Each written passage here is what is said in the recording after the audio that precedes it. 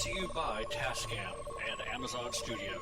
For more than 30 years, Tascam has developed products for every segment of the sound and music industry. From the high-end audio professional in a major post-production studio to the novice of hobbyist at home, Tascam is everywhere. They are a company committed to providing their customers audio and video solutions that enable breakthroughs by using sound in ways that are exciting as they are accessible, even recording the voices of the dead. You asked for a non-scripted paranormal TV show. You begged for a non-staged paranormal TV show. You begged and you pleaded, and we have listened. We present to you Season 1 of The Paranormal Journey into the Unknown. It was released October 31st, 2017. In this series, we show you what it's like behind the scenes and conducting a real paranormal investigation. Join Gavin Kelly, Colin Purcell, and their special guests to seek out the existence of life after death by going to numerous haunted locations such as jails, hospitals, battlefields, and museums, collecting compelling evidence by means of video, photography, and EVPs.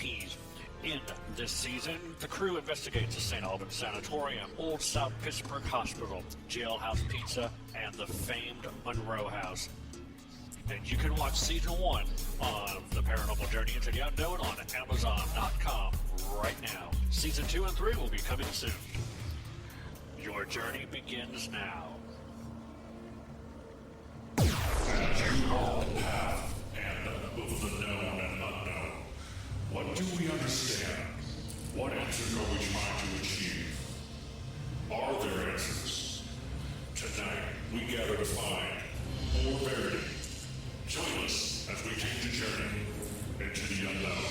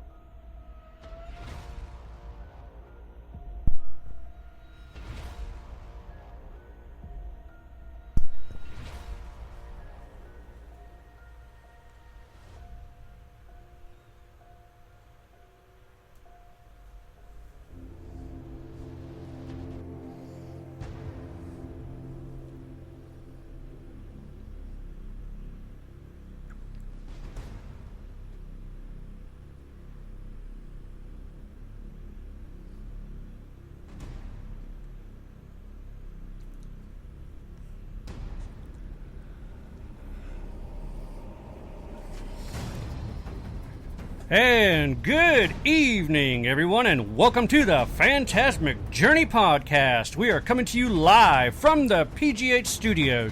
Syndication is brought to you in part by the Live 365 app and also for Android phones. If you'd like to listen to the broadcast via your PC, go to www.live365 and do a search for WGKC, today's hottest country. And that way you can actually listen to the show. Lots of weird and strange things going on out in the paranormal realm these days. What weird and wacky stories do you got for us tonight, Paula? Well, first of all, let's start off with this is National Senior Citizens Day. Oh, my aching back. So, it goes out to all the people that can get their 10% discounts at Hardee's, McDonald's, and Lowe's. Really? On this day in history, what happened in 1959? I have no idea. What happened in 1959? Hawaii became our 50th state. Oh, okay. So that means Hawaii was not a state during World War II. Really? And the bombing of Pearl Harbor. I did not know that. Yeah. Huh. I learned something. I mean, it was United States controlled, but it was not official state until 1959. Huh. That's interesting. Okay. And let's go on to the strangest tonight. Oh, boy. Happened in Fairfield, Connecticut. Okay. Let's step back for a second. Uh-oh. When you was a teenager or in high school or college, did you ever do things out in public that you was afraid you was going to get caught? I plead the fifth. How about when you got a little older? I still plead the fifth. How about now? I'm too old for that shit. Nobody is never too old for anything. Yeah, okay. 6 people ranging in the age of from 62 to 85 faces sex charges after being arrested in a conservative area in Connecticut. Police said the 5 men and an 85-year-old woman were involved in a lewd and sexual activity in the Grace Richardson Conservation Area in Fairfield early this month. Police say they set up surveillances in the area and observed several violations. Oh, so they were watching. Police say the area was being publicized on the internet as an area for people to meet and have sex. Wow. Those arrested face charges ranging from breach of peace to public indecency. They were released on promises to appear in court. That'll be an interesting day in court. It involved an 85-year-old woman, and these were 62 to 85 having sex in public. Couldn't they just do it in a nursing home? And in my last story for today, I don't know what that has to do with paranormal or on this show, but wow. Yeah, well, paranormal is becoming less far-fetched here lately, so I'm having to work on... Less far-fetched, huh? Well, I mean, there's not really... I mean, we've had the lady about married to pirate ghost, and they had the one lady that's having a pirate's baby, and then they get a pirate divorce. Something. How do you settle up in court? I mean... I haven't had anything really bizarre lately. I mean, we've done the Area 51 thing, and it's kind of went to the, Well, you can talk about the... lost my train of thought. The Kentucky Goblin is back. Yeah, and that's a project that we're looking at possibly doing next year. Mm-hmm. Well, they've had sightings of the Kentucky Goblin... up in, where is it? Hellier. Yeah. I mean, they already have a show out called Hellier, and that's by Greg and Dana Newkirk. But just recently, there actually has been sightings of the Kentucky Goblin. And, of course, we're going to take it upon ourselves to take a team, and we're going to go to Hopkinsville and Kelly and Hellier, Kentucky, next year to do our own investigation for the Kentucky Goblins. Ah. So, that'd be interesting. Yeah. Well, my last story for today. A visitor to the crater of Diamond State Park in Arkansas found a 3.72 carat yellow diamond, the largest diamond found at the park in over 2 years. Damn. Miranda Halstead, 27, of Texas, said she was sitting at the base of a hill on the northeast side of the park and watching a YouTube video on her phone about how to find diamonds when she looked down and spotted the gem. I shook my hand across it to make sure what it was, picked it up, and yelled across the field to my mom, "I think I got one!" The family headed to the park's Diamond Discovery Center, where the officials confirmed it was a 3.72 carat yellow diamond. Officials says it was the largest diamond found by the park visitors since March of 2017. And they also said, "Thank you!" And the largest yellow diamond found there since October of 2013. And they kept it. Park interpreter Wayne Cox said recent weather likely contributed to Holliston's discovery. Much of the ground where Mrs. Holliston found her diamond is made of unweathered volcanic rock. What? When it rains, flowing runoffs often leaves loose gravel and sometimes diamonds on the surface of these diamond brilliant aberdeen luster that makes them easy to spot, and Miss Holstein happened to be sitting in just the right spot to see the diamond sparkle in the sun. Holstein said she hasn't decided whether to have the diamond appraised and sold or whether to mount it to a ring as a souvenir. You see my rock? Damn, you go straight to the bottom of the ocean with that thing. 3.2 carat. How big you think that is? Well, that's a fourth of a carat. Just on your finger? Yeah. I'm thinking maybe a little bigger than that. That's what she said. Okay. Tonight, Our guest is the founder of Things, and the abbreviation is the Hoosiers Investigating New Ghost Society, and a representative of the National Paranormal Society. He has been in the field since 2009, when he founded the group after knowing about the field for a couple of years. He also created the Things Network, hoping to bring people and teams together, and ultimately bringing the general awareness to the field. The goals of this team are to help people and research the paranormal so that we can get answers as to what is beyond what we know. Let's welcome our guest tonight, Jeremy York. Hey, Jeremy, how you doing this evening? Thank you. I'm doing pretty good. How you doing? We're hanging in there listening to these crazy stories that she was telling. Yeah, that was interesting. It makes you want to go to Arkansas, don't it? Yeah, some lady found a diamond, a yellow diamond in Arkansas. 3.2 carat. That's just crazy. Nice. I was like, I figured the park would have been like, thank you, have a nice day. Nope, she's allowed to praise it and sell it if she wants. Wow, that's crazy. All right, so let's see. You have been in the paranormal field since 2009. What actually brought you to the field? Did you have like an experience at a younger age, or did you just jump headfirst right into it? Well, I think that I may have had a couple of paranormal experiences when I was real young, but I'm not really sure. I'm kind of on the fence by that because they were definitely something that I could not explain, but it wasn't something that got me into the field because I had no idea about paranormal investigations until I watched a movie or a miniseries, I guess you would call it, called Rose Red, that was written by Stephen King. Okay.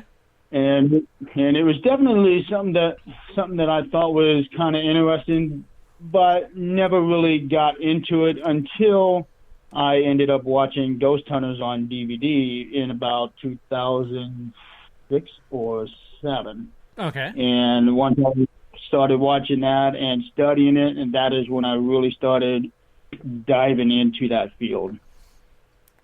Did you try to mimic what the ghost hunters were doing, or did you come up with your own methodology of investigating? Well, basically what I did is I took some of their methodologies and along with a couple others before I kind of learned what was good, what was bad. I was also watching Ghost Adventures. We all know how that kind of turned out, but basically, okay, don't get me wrong. Ghost Adventures, very entertaining. I enjoyed the show. Yeah, but I can't really put a whole lot of stock into it because when you have a show in which one or two members of that show are possessed by demons every single time, yeah. I can't really take that too seriously. But as a whole, the show is very entertaining. I really enjoy it. You get to see a lot of the different places that some of the other shows don't really go to. So I do like that. And, of course, some of the places that they do go to, nobody gets to go to after them. Pretty much. I mean, we've all basically have got our start by watching a Ghost Hunter show. I mean, I won't lie. We got our start from me watching Ghost Adventures, and I actually contacted Aaron Goodwin and asked him, what do we need to do? Because Paula had a house fire and it uprooted strange phenomenon going on in her house. She started having stuff like old lady perfume coming from the dining room, making its way down to the hallway and then dissipate. You place your keys somewhere in the kitchen, they end up in the living room. Their bed got kicked. One night a ball went bouncing down the hallway and there was no... Well, it was a basketball, wasn't it? No. It sounded like a basketball, but we did not have no ball, but it did sound like have some... no balls? No, we didn't have... Ha! Gotcha. But anyway, there was no physical ball. It was just the sound of something dribbling down the hallway. And everybody in the house basically the girls were in their room doing their thing, watching TV or whatever. The girls were like 13, 14 at the time. And at the time, my ex-brother-in-law was staying with me, and he was out on the couch. I was in my room watching TV. We heard the whole thing. We ended up opening the door. When we come into the door, everybody was in the hallway trying to figure out where this noise was coming from. Mm-hmm. And that's when the final decision be called, and that's when I said, okay, everybody has witnessed a situation in my house. I'm not the only one, because everybody thought I was crazy. She's nuts. Well, you married me anyway, so. I know, right? So, so who's the nutty one? Yeah, I know, right? Damn. I wound up watching Ghost Adventures, and of course I contacted Aaron, and to this day, I mean, I love telling this story, and I know when I meet him face to face, I'm going to tell him, I'm going to be like, you know, you're the one that made us get our start into paranormal investigating, but the way you did it was just hilarious. What he told me, he said, just do what we do. I'm just like... Just that, huh? Yeah, he just said, just do what we do. I'm like, okay. He goes, okay, what do you have regarding gear? And I'm like, let's see. I have a Sony Handycam High 8 cassette. That's the one where the cassettes are like 2 for $42. A regular digital camera, which was a GE white digital camera. A digital recorder that was used in college. And he said, all right, well, all you need to do is just get yourself an EMF detector, and you'll be able to start your investigation. I said, EM what? He goes, the thing that we have that goes blinkety-blink, beep-beep. I'm like, oh, okay. So. Oh, my. I know, right? That's why I can't wait to tell him in person, because that's what he told me. So we wound up looking up Ghost Meter Pro, which is cost-effective, it was efficient, and also it's highly sensitive. So I got 2 of them. And I told Paula, well, we're going to go ahead and investigate your house. She's like, okay. And what happened? We had a lot of stuff. I mean, we ended up having several EVPs. Mm-hmm. We had one where there was a little boy says, watch this. Yeah, that was interesting. And that's when we ended up grabbing the picture off of the view screen. The view screen, and it is a picture of a little boy. Yep. And we also got the child's name. Yep. And we also, oh gosh, I gotta remember. There was so much stuff that happened, and the deal is we still have stuff to this day that happens periodically. Oh yeah. So we know that we live with a little 4-year-old little boy. Well, 5-year-old little boy, and died of whooping cough. Died of whooping cough. We know that we share the house with his father, which pretty well found out that the father died pretty well much in my backyard. Grumpy asshole. So he basically hangs around, but he doesn't hang out as much anymore because he likes, he only really shows up if you're angry or if you throw a lot of negativity out.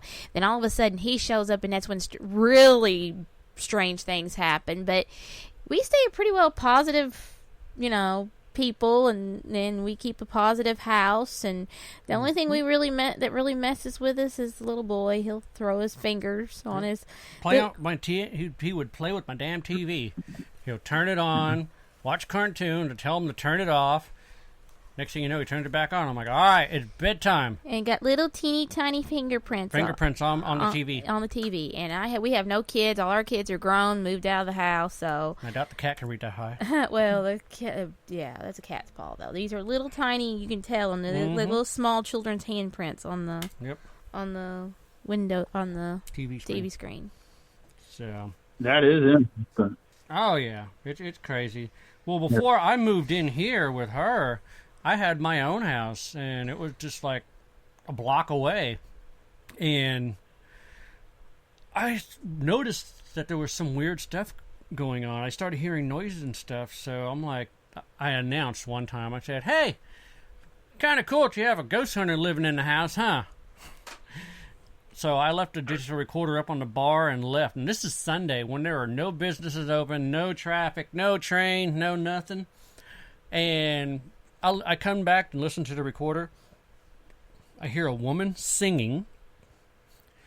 I heard someone walk into my studio, hit the cymbal, hit the snare, kick the bass drum, then the door shut.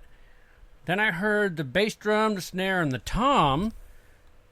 The door opened up. You could hear a chair scooting across the floor. You could hear dishes moving and all that stuff. And I'm like, okay, well, I know you're here. And I told Paula, I said, hey, well, maybe your friend can come visit my friend.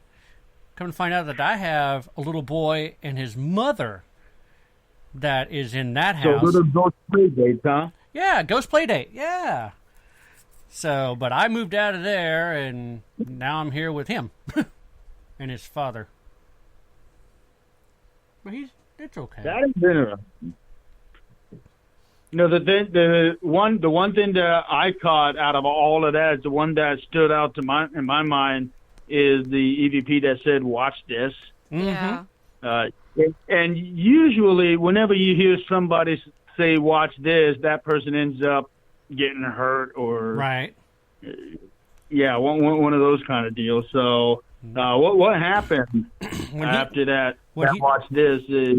When he said "watch this," he was basically telling us in his own way that he's going to appear. Yeah, and that's how we got and that's how we got a picture on the view screener of him. And the deal is, I contacted, because my whole area used to be a plantation, and my house is 100 years old.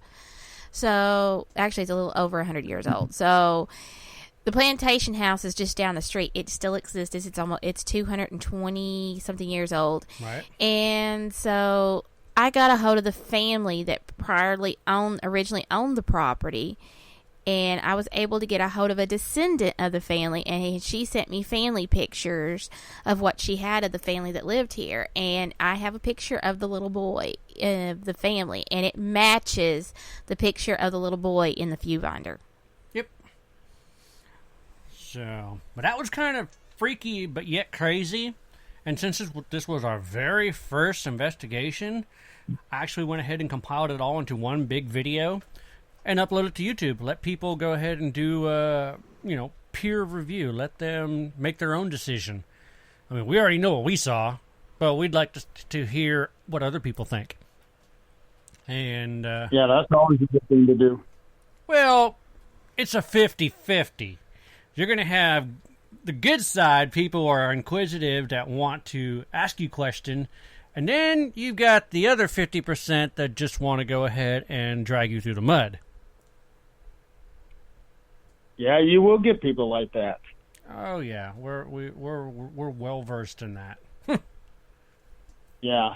So I've had my share of people like that. So I know exactly how they did. I still have some people that well, not necessarily do it now, but I've had some people that would mock me for what I do. Yeah. But you just got to accept it. I mean, they have their views, and nothing's going to change it. I'm not going to try to make somebody believe in something that I believe in. Yeah. That's they got to be able to believe it on their own. Yeah, that is true.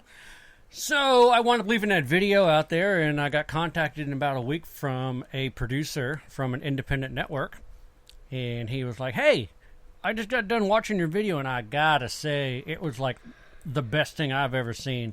I have been watching a lot of paranormal videos from different teams, and all I do is sit cross-legged on the floor, ask questions like, why are you here? Are you dead? Can you make a noise?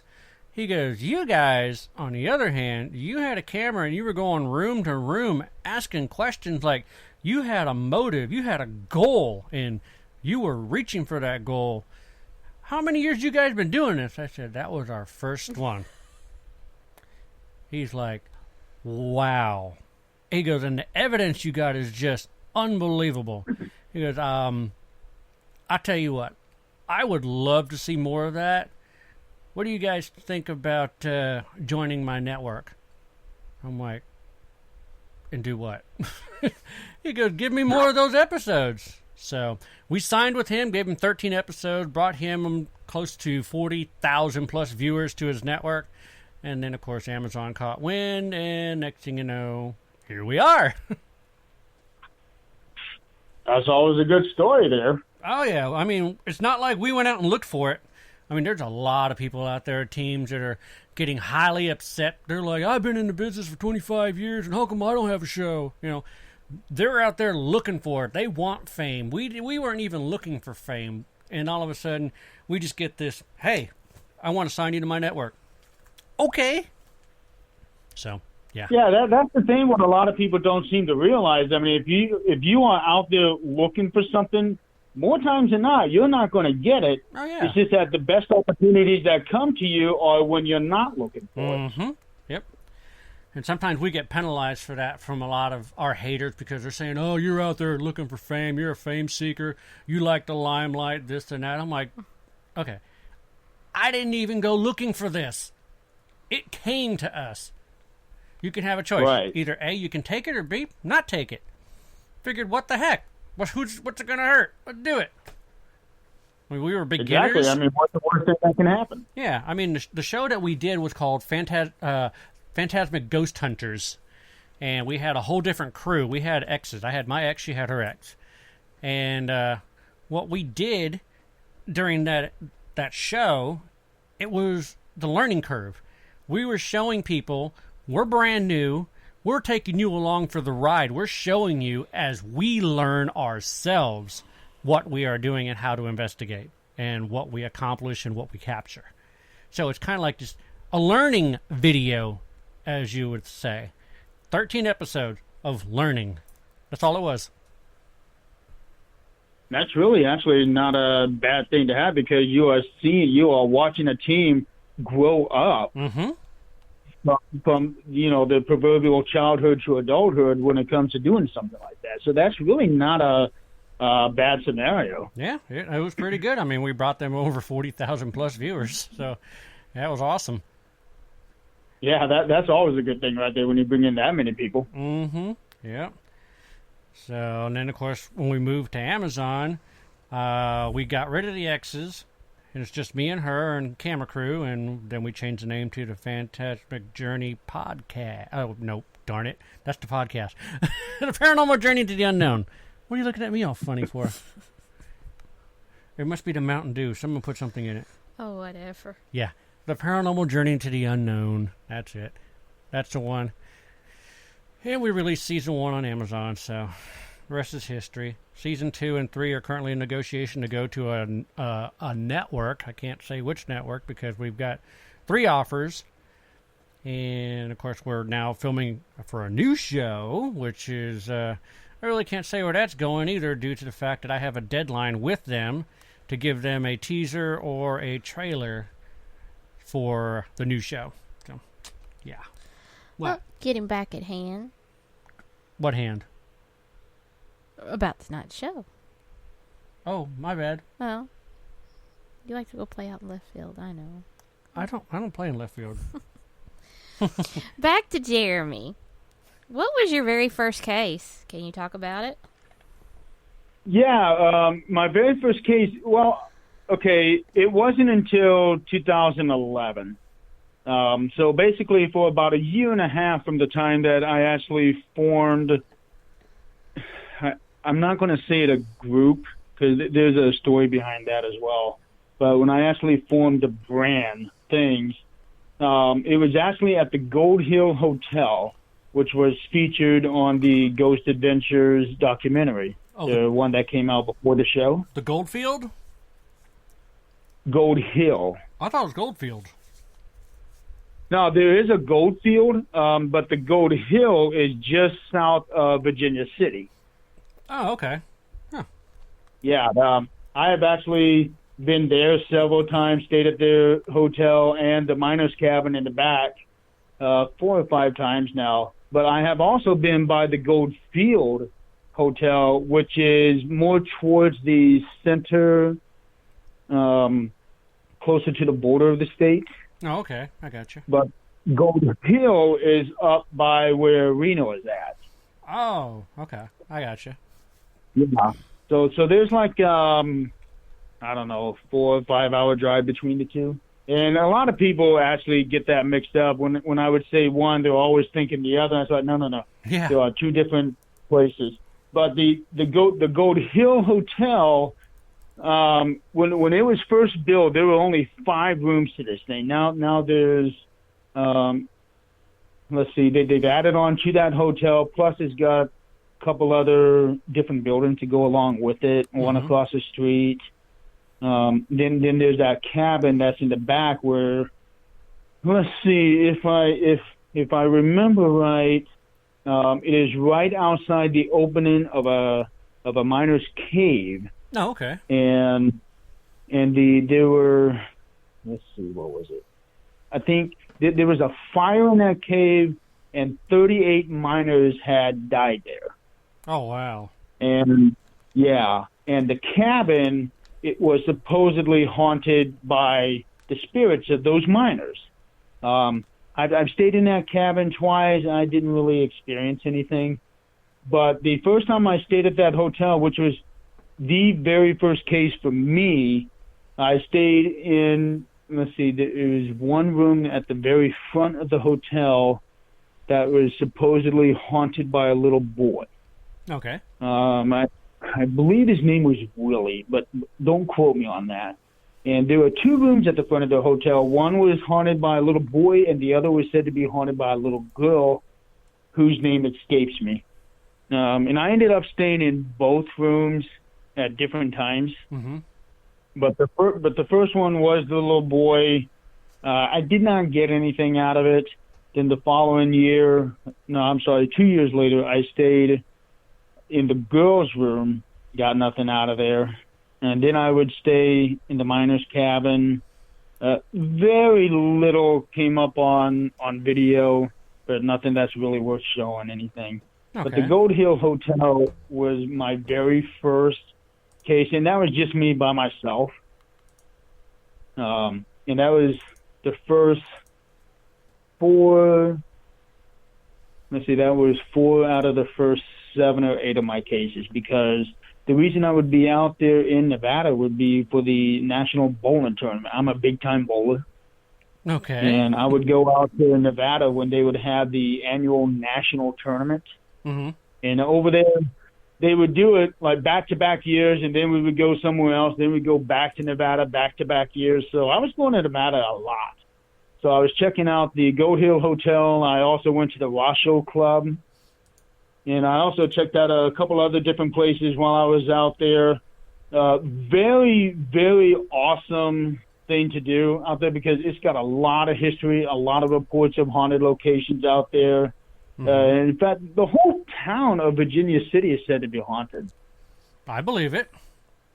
Yeah. They got a lot of history, a lot of unfortunate deaths out there. But, we're talking back in the mid-1800s, late 1800s, Wild Wild West, the whole gold rush thing going on back then. So, yeah, there's a lot of tragedy going along with that history there. And it's just very interesting to learn all of that stuff, Mm-hmm.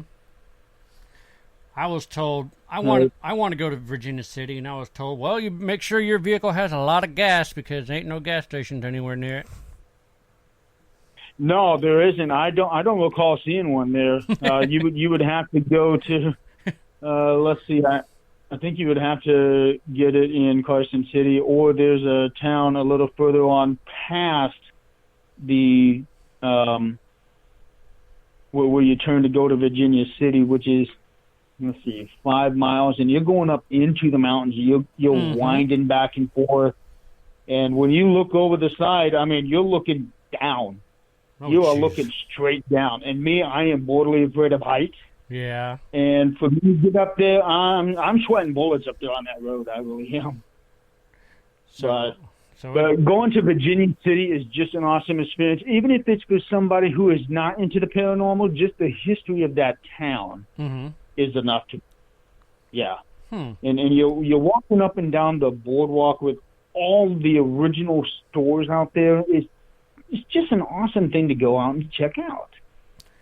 Yeah, I mean, I want to go see the Gold Field, and now I want to go see the Gold Hill too. Yeah, Gold Hill, it is definitely still in operation. Gold Field, it is not. Yeah, it's abandoned. But yeah, it's kind of abandoned. But I also heard that there are renovations going on there so that they can try to reopen that place. But I haven't really noticed anything. Huh. Yeah, about a year and a half ago, I was talking to somebody who lived nearby who said that she would be able to get me into that hotel, and for the life of me, I cannot remember who it was. It's so disappointing. I cannot remember who that was, but she said that she would be able to get me into that hotel. Remember what color her hair was? No, it was just somebody that I met on Facebook. Oh, okay. I was probably thinking that maybe. Yeah, we talked for a little bit, and then just kind of lost contact, and now I can't even remember what her name was, and who knows? Maybe if she's listening on this show, contact me. I would love to get into that Gold Field Hotel. I wanted to get into that place to check it out. That building is huge. It is a big, big building. Yeah, it's very well possible. I mean, this show gets syndicated out to 80 million listeners. One of them's got to be her. I'm hoping. It provides she even remembers the conversation that we had about that place. Right. No. Excellent. But yeah, I have done several of my early cases. Again, it's just me. I had no audio recorder. I had no camcorder. It was just me and the K2 meter. That was all I had. Oh, wow. And it wasn't until the first time that I stayed in the miner's cabin, which was in 2016, that was when I had my DVR system. That was, I set it up there, and even there, I did not catch much of anything. All it was is just orbs, but I'm not a believer in orbs. Yeah. Yeah. I know there's a lot of people out there who are believers in orbs, and that's fine. That's fine.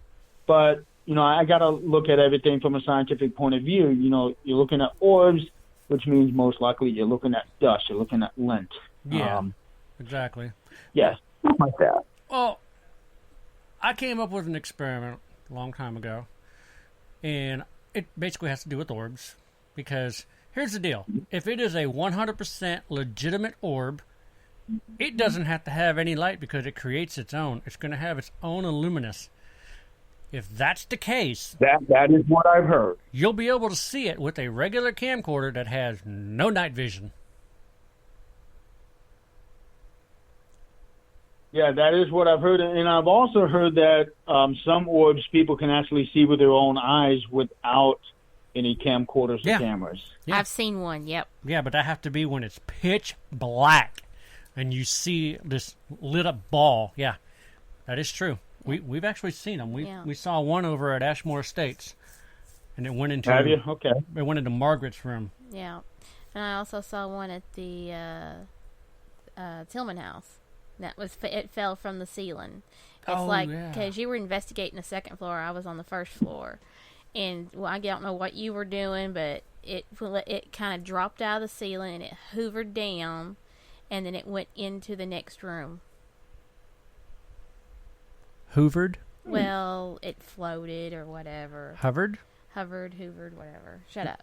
You make fun of me. I'm tired. Yeah, it hoovered above his head. Hoover is like a name of a vacuum cleaner. Quit making fun of me. Don't worry. I do that to one of the guys on my team, too, so.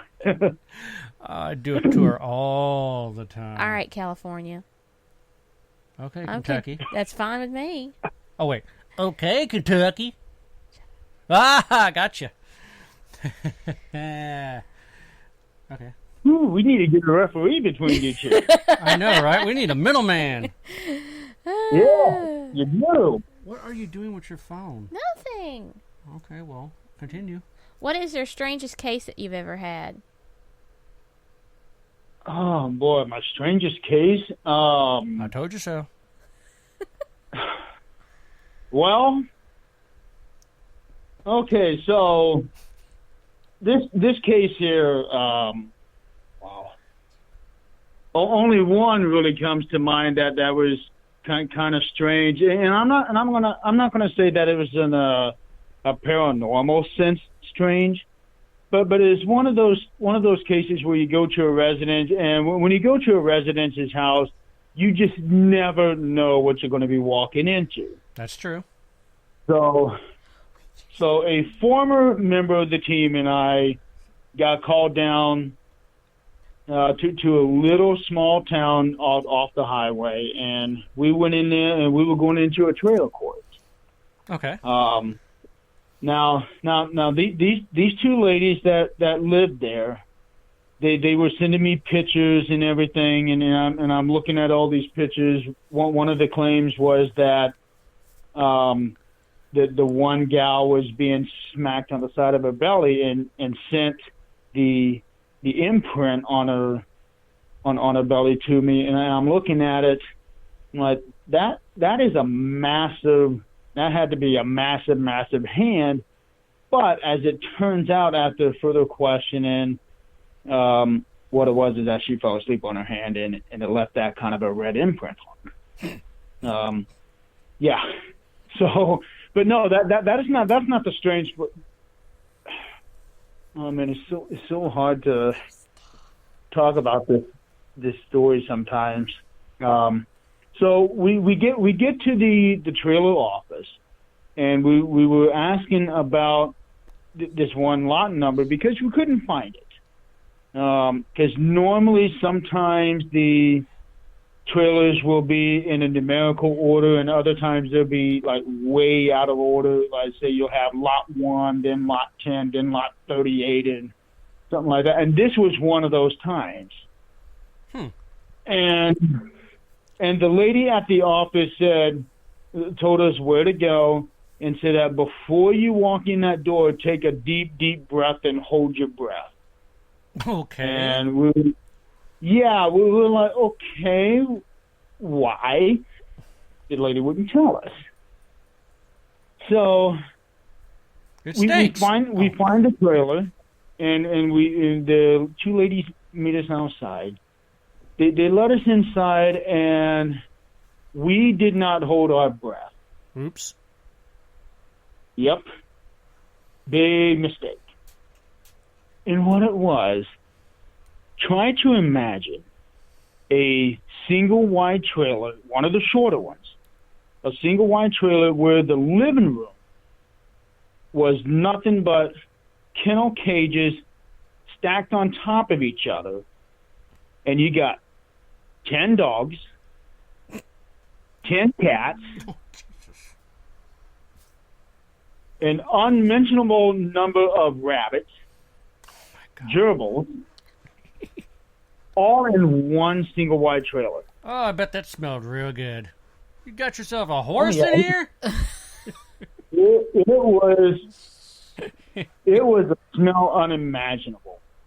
And every time, ever since then, whenever we go to a residence's case, they say, hey, we're sorry for the mess. We didn't have time to clean up. And I'm like, trust me, you are good.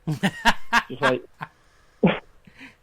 like you are nowhere near what one of our earlier cases was. Yeah. And the thing is, I felt bad because all the animals, there is no barrier to separate the top cages to the bottom cages. So whenever an animal would have, So hey, as Frank, you can imagine what I'm going to, whenever an animal on the top cages was having to relieve itself, straight down it went. Hey, Frank. Into the next pit. It's like, hey, Frank, what? I'm going to give you a golden shower. Yeah, that's pretty much about it, yeah. Oh, man. That's just so bad. Yeah. Yeah, it was really bad. But you know what? We're here to help these ladies out. Mm-hmm. So we go through this interview, and I've got this whole list of questions that some of the questions that are on this thing are kind of invasive, to be honest. Okay. One of them is like, is there a mental history in your family? Do you have a history of mental illness, cancer? What, are you on medicines? What kind of medicines are you on? And they give me a list of 20 different medications. Hallucinogenics. Yes.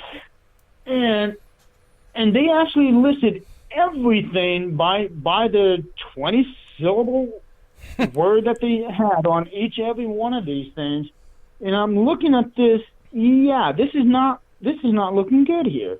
So, and I live up in the Fort Wayne area up here in Indiana, and I've got a friend who is a pharmacist at one of the local pharmacies. So I took her this list. Oh, Lord. And I was like, okay, when you see a list with all of these medications, what can happen to me?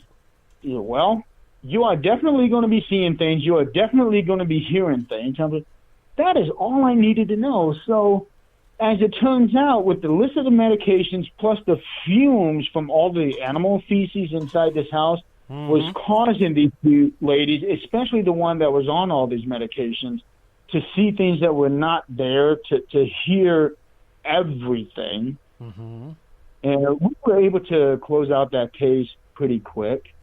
But we also told the lady, hey, you know what? You might want to take all this list of prescriptions to your doctor, say, hey, you know what? I know I'm supposed to be taking all of these things, but the combination of it is making me more ill than what I already am.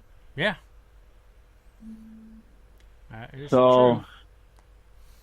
Yeah, it's just one of those things. And when I was given this list here, I just couldn't believe it. But no, definitely not a paranormal strangeness, but strange all in general. Around very strange. Yeah. Wow. but definitely a learning experience for me. Yeah, next time next time you hold your breath when they tell you, huh? Lesson learned, hard lesson learned there. But at the same time, we was able to help these ladies realize, okay, you are not having a paranormal experience, but this is what is actually happening. Yeah.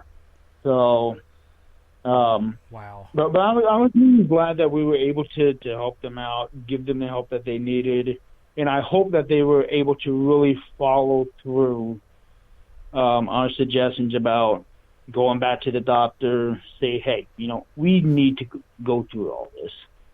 Right. Yeah. That's some crazy stuff there. That's for dang sure. It was. It was. I mean, and every team has that one story, and for me, that was it. That was. I mean, I now, granted, I do have another story that comes close to that. Okay. That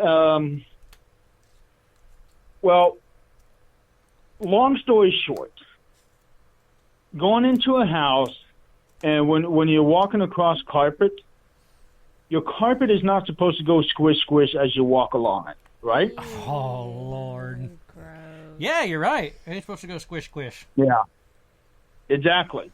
And the bad part of it is, these people only had one cat. Oh, Jesus. So, Yeah. who's peeing on the rug? Yes. Not just a cat. Yeah, well, a possibility. but yeah, even that house there, nothing paranormal there, but we were able to discern that the the cat piss and that is sometimes I can't see these stories with just a straight face, Oh, I know. I mean, but the cat pee is acidic, full of ammonia. Oh my God, makes your eyes water. And I did not know this until that case, and I was able to confirm it with other investigators around the country, that if you have a high enough ammonia, it will create an EMF. Really? Yes. That was what I was told by several investigators around the country, because I was asking around trying to find out what the hell was going on with this house. And they told me that if there is enough cat piss out there, enough ammonia throughout the house, it will create an electromagnetic field. Huh. I'll have to try that. Yeah, I did not know that until this particular case, and the house was riddled with EMF. So I'm wondering if I get like a beaker full of ammonia, let it sit there for a bit, and then go to it with a trimeter, see if we get any EMF on it. It's possible. You better set that crap Personally, outside. I have not really tested that out, but a lot of these investigators that I've talked to, I feel are credible. Mm-hmm. But I had to tell these people something, really quick. Right. But it wasn't just that, but it was an old building, and they also had cable running alongside the side of the house. Mm-hmm. And their baby, the crib was up against the outside wall, which in my opinion should never be like that anyway, because that's going to be the coldest part of the room, right? Oh yeah, yeah. So we would have our meters there, right there in that corner where the baby's crib was at, and it was off the charts. So we went on to the other side of it, and that was where all of the different cables and wiring kind of merged into one area where everything is all wrapped up and tucked up underneath the siding. It was just ridiculous. Wow. So the first thing we told them, you move that crib to the other side of that room. And I ended up having to tell him that about 4 or 5 times before he finally did it. And once he did, no more activity as far as the baby was concerned. Mm-hmm.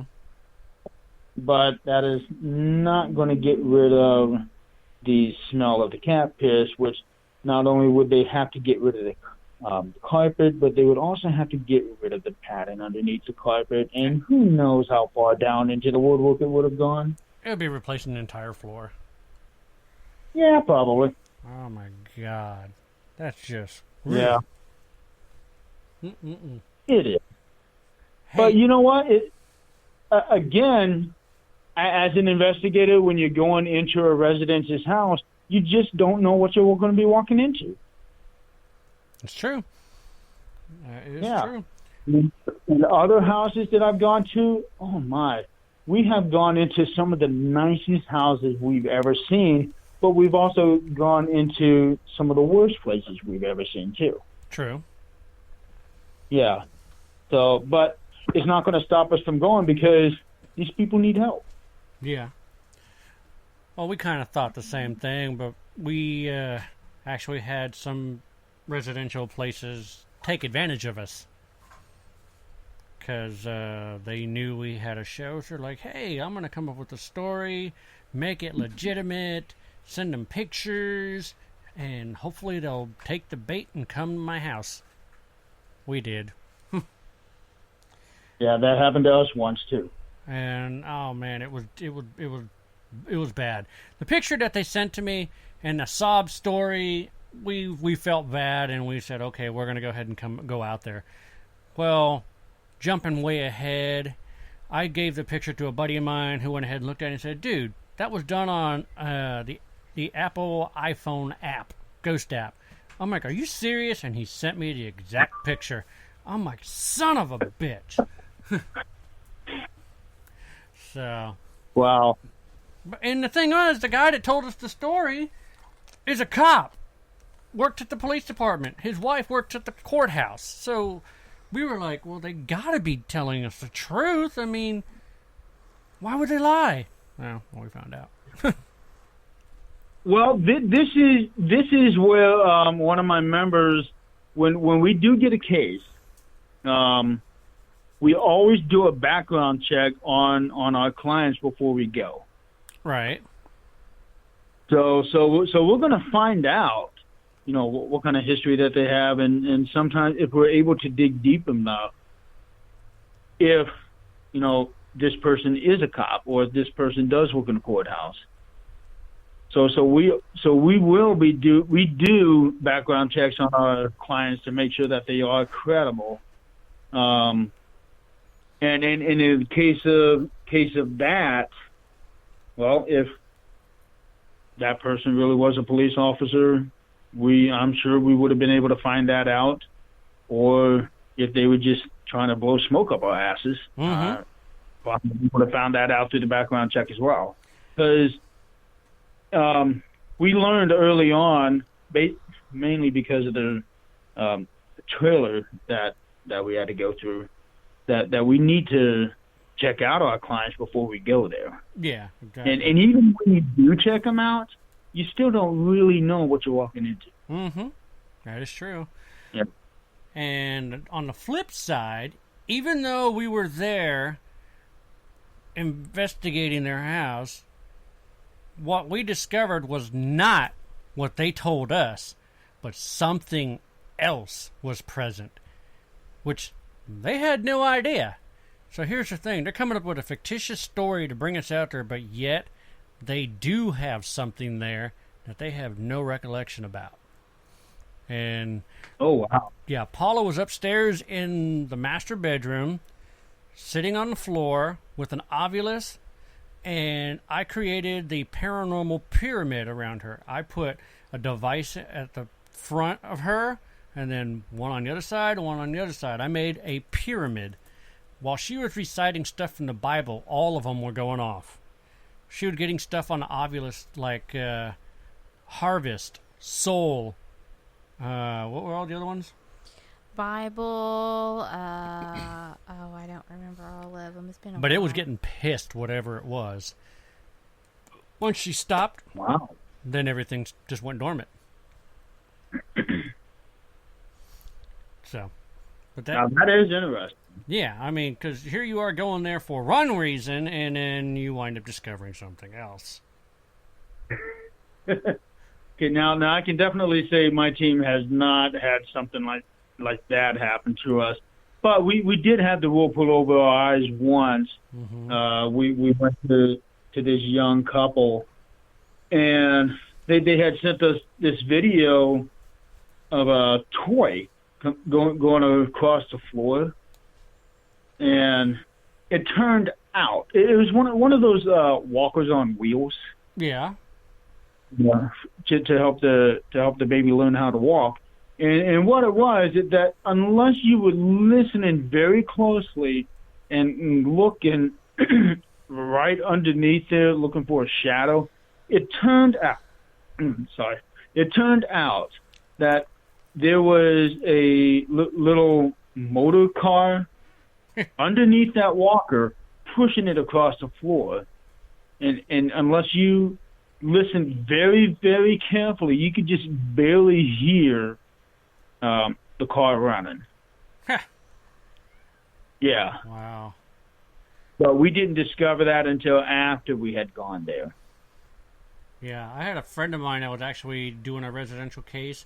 It's similar to what you're talking about, but it was vehicles going across the floor. It was something that you would have seen in Close Encounters of the Third Kind. And the video, man, it just blew your mind, and they basically made it look like that it was the CCTV grabbing it, or their DVR camera.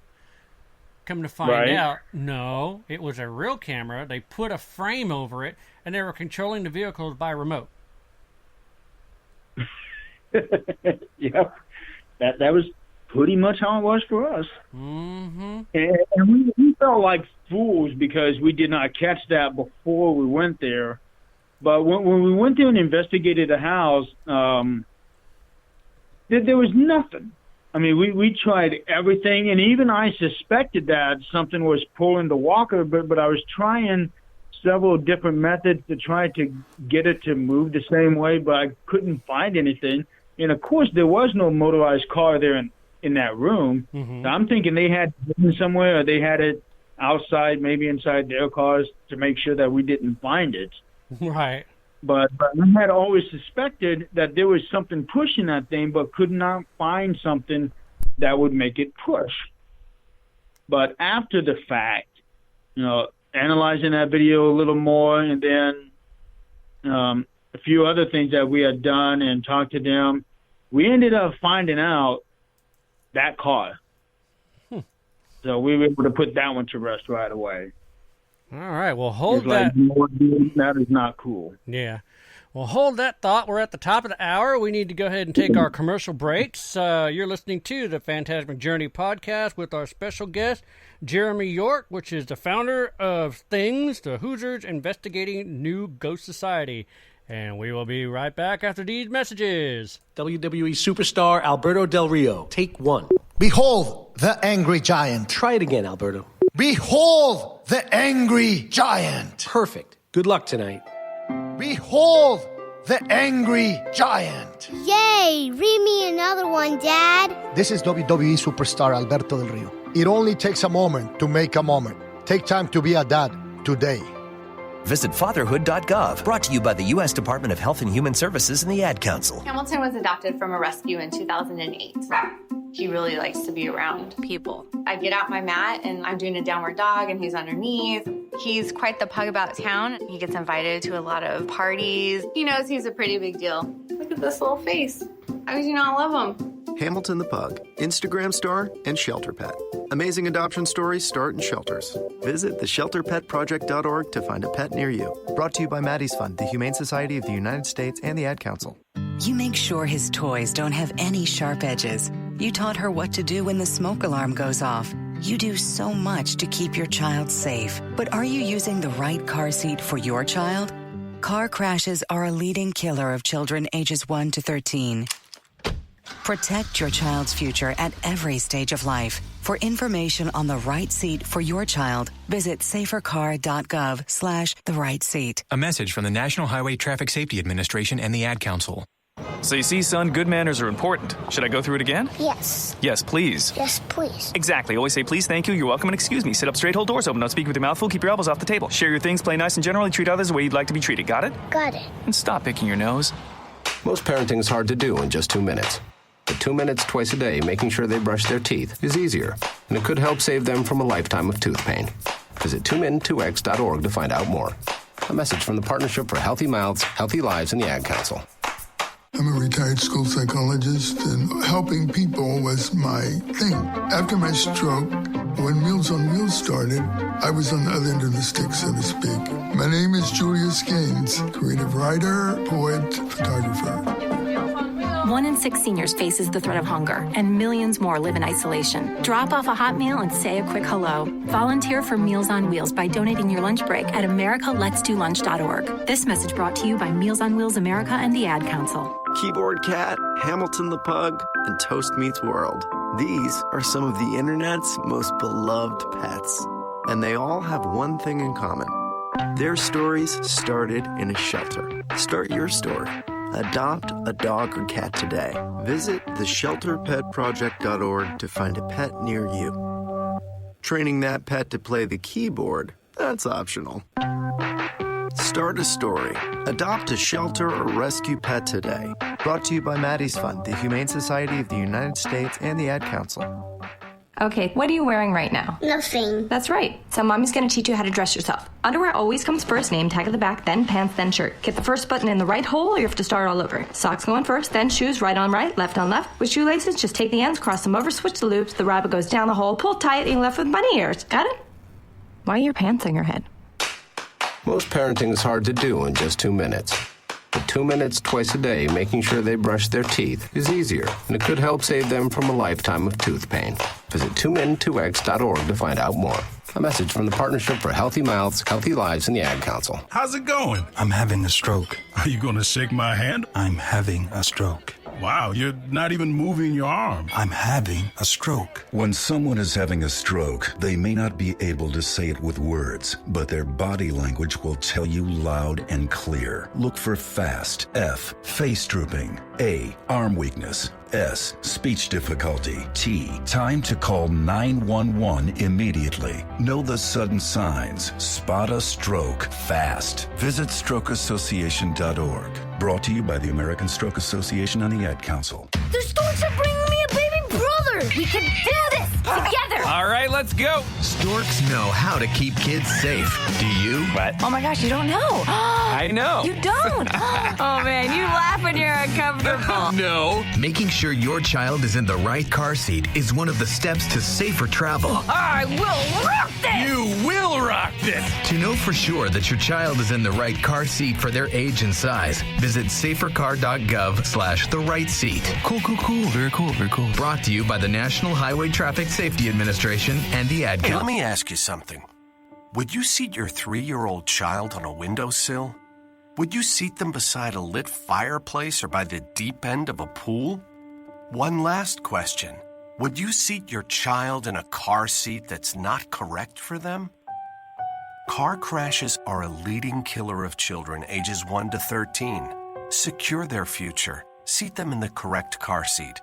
For more information, visit safercar.gov/the right seat. A message from the National Highway Traffic Safety Administration and the Ad Council. Oh, Kubo, what have you got planned for today? Come on, this way. Adventure can be found anywhere, but the best place to start is in the forest. It's the most powerful magic there is. Head outside to discover incredible animals. Wow. And beautiful plants that come together to create an unforgettable adventure.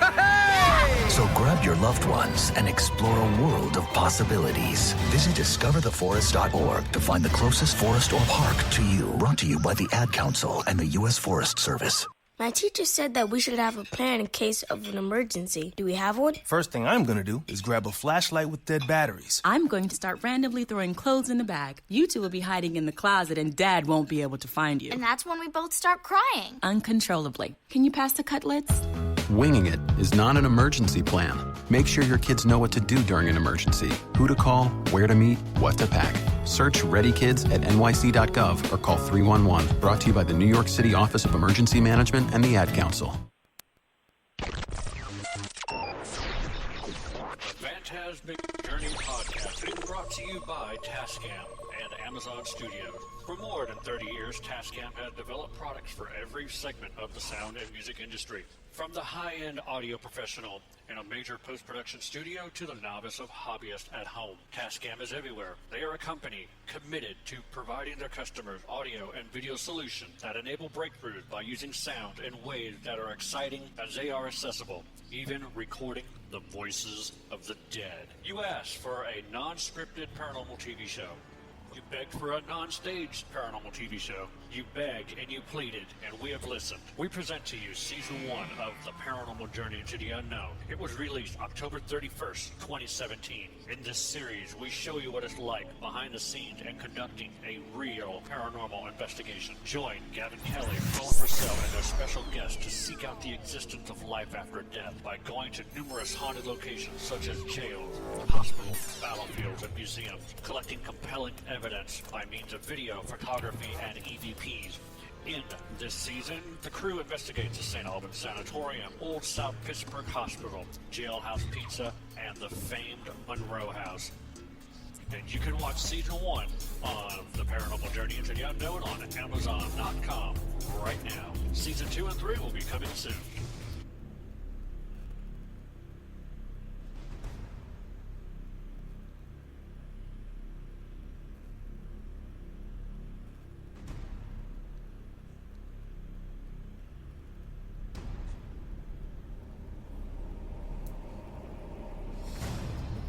And welcome back to the Phantasmic Journey Podcast. We are coming to you live from the PGH Studios. Syndication is brought to you in part by WGKC Radio Live and Live 365. You can listen to the live broadcast via the Live 365 app for either your Android or Apple phones. And if you decide to use your PC, we'll just go to www.live365.com and do a search for WGKC. Now, let's get back to our special guest here. He is the founder of Things, the Hoosiers, investigating New Ghost Society. Welcome back, Jeremy York. Thank you. And how are you doing? Oh, I'm doing pretty good. How are you guys doing? Oh, we're having a blast listening to all your stories and stuff. Oh, yeah. I had to make sure your mic was on. Oh, you forgot to turn it. Well, I just had to make sure. Oh, I see how you are. Oh, man.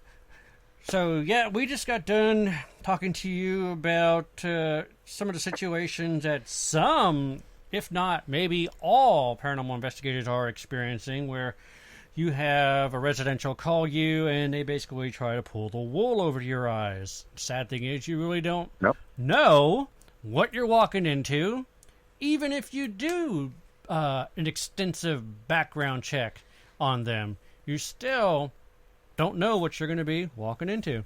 And I'm sure you could talk about that. Exactly. There's always going to be that element of surprise, no matter where you go into. Exactly. What are you going to say? Nothing. What do you mean nothing? Oh my God, you forget? I had it in my brain and then it just kind of flew away. It just flew away? Yes. That's why you're supposed to keep the headphones on so it don't go out your ear. Oh, whatever. So have you ever been to a location that terrified you?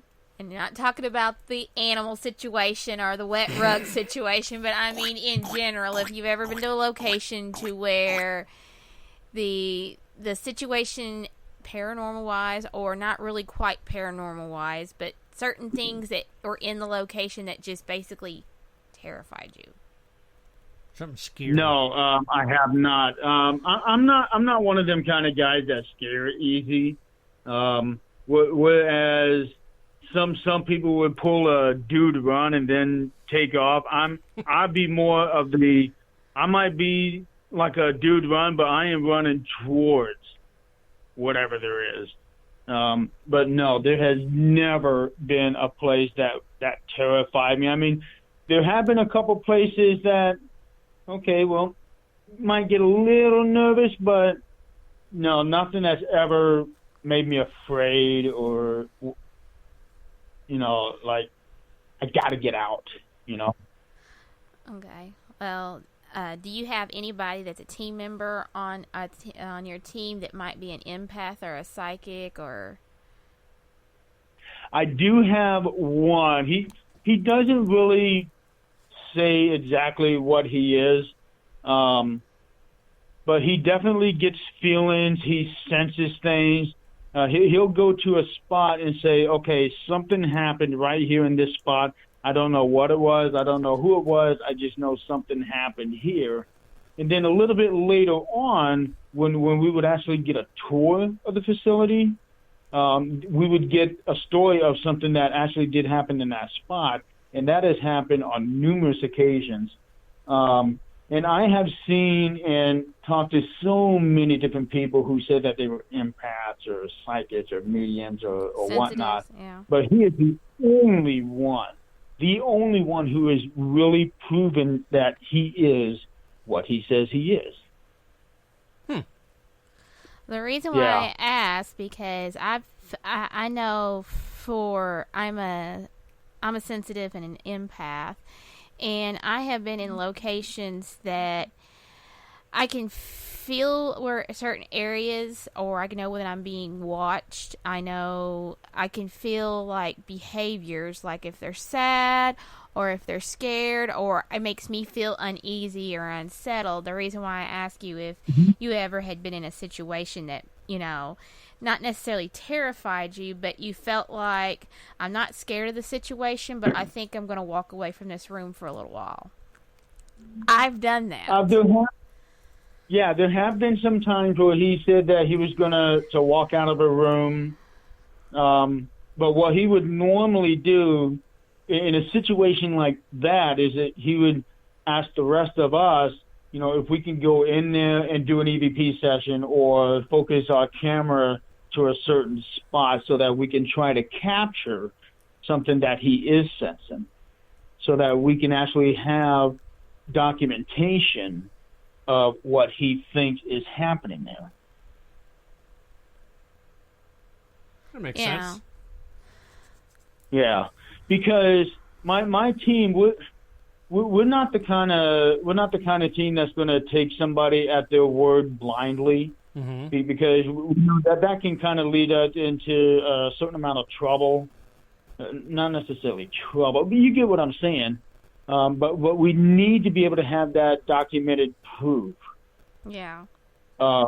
What's going on at a location, or that proof that something did happen in this area or in this room or what. Have you ever had any of your team members or yourself get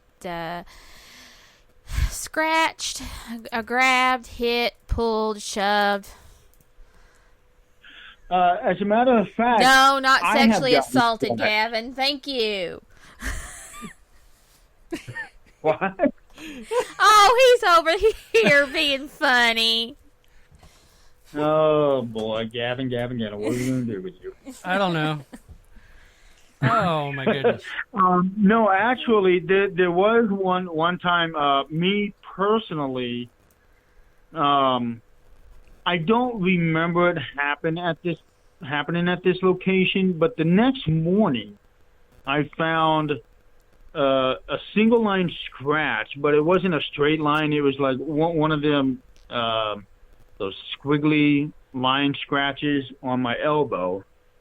And I called one of my members, say, hey, I don't know if this happened there, but I just found a scratch on my elbow. And he's like, would this have been on your right elbow? Yeah, how did you know that? Because not an hour before, another one of our team members that went to this location had the exact same kind of scratch on the same side elbow that I had. Huh. So we thought that was kind of weird. Yeah?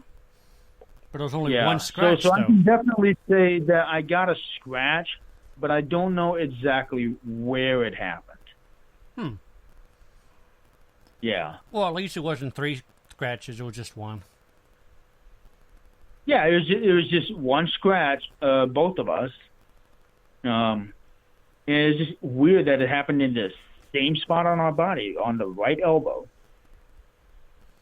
Yeah, that is strange. Yeah, it is. But we've had other members that had gotten one person got scratched on their ankle. Another one of my members. This is one of our overnight locations where we were staying there until like 9, 10 o'clock in the morning.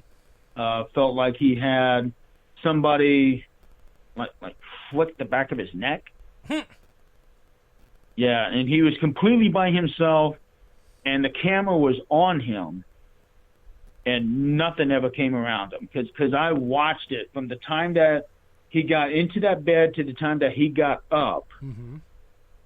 Nothing ever came by him. Not even a bug landed on him. There was nothing, but you could see a little bit where he reacted to that flick. Mm-hmm. Yeah.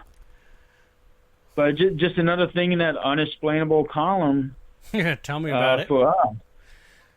I've been scratched.